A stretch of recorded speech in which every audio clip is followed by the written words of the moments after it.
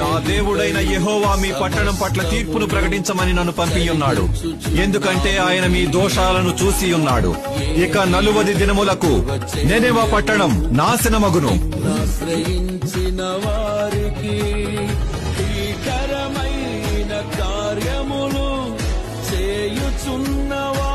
ఈ ప్రజలు దేవుని క్షమాపణకు అర్హులు కారు. నీడి కోసం ఇంతగానా? ఇంకెక్కడైనా ఉందేమో చూస్తా. ఒక్క మొక్కను కూడా కాపాడలేవా యెహోవా? ఈ సొర చెట్టుని గురించి నీవు కోపించుట న్యాయమా?